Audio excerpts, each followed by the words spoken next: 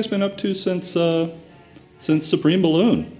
It's been a couple of years. Yeah, we've been working on a record at home and in England as well, based on reenacting experiments in telepathy.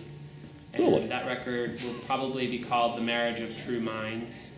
We've been working on it for about 4 years now. It'll take several more years, I think, to be completed, but it's a labor-intensive project. I mean, we haven't been just doing that. We put out 2 albums this year.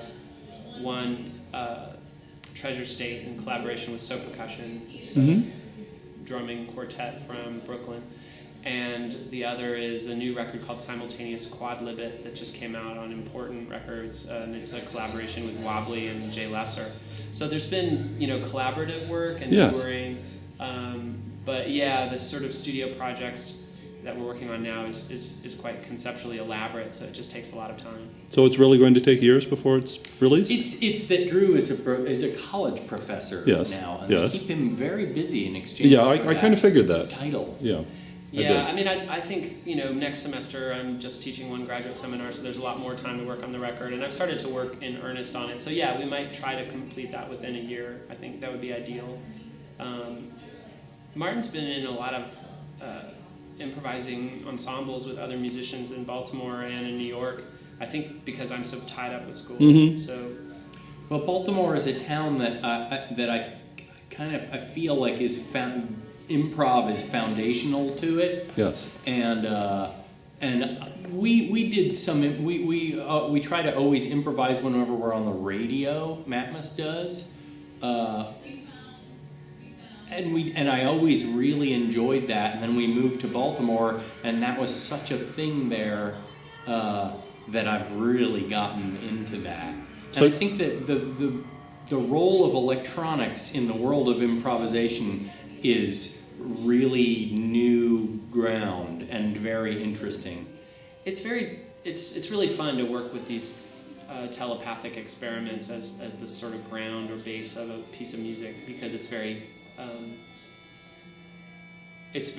elastic in terms of how you choose to interpret it. When someone says, well, I imagine 100 hubcaps rolling down a hill, and then we've got to go out and see if there's a hill and see how many hubcaps we can get, and then maybe, I mean, I still haven't decided if it's cheating if you do 20 hubcaps 5 times. Yes. They're not going to interact with each other in the same way that 100 hubcaps really would, but then, there's a limit to how many hubcaps we can afford. 20 is a much more practical number. Yeah, so there's always this question of, do you fudge, or, do you pursue your vision or someone else's vision? I fudge. Yeah. Before we wrap up, I just have to ask, why telepathy? To me, telepathy is a compelling metaphor for the relationship between bandmates or between lovers, like a marriage or a band are all bonds, social bonds, in which you're trying to imagine what the other person is feeling.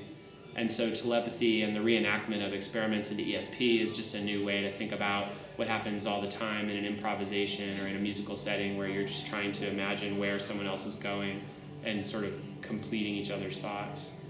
So it just seemed like a rich way to think about that relationship. Yeah, that makes perfect sense when you put it in that context. Well, thanks very much. I appreciate your time. Of course. And I hope you enjoy the rest of the show. Yeah, Thank you. See.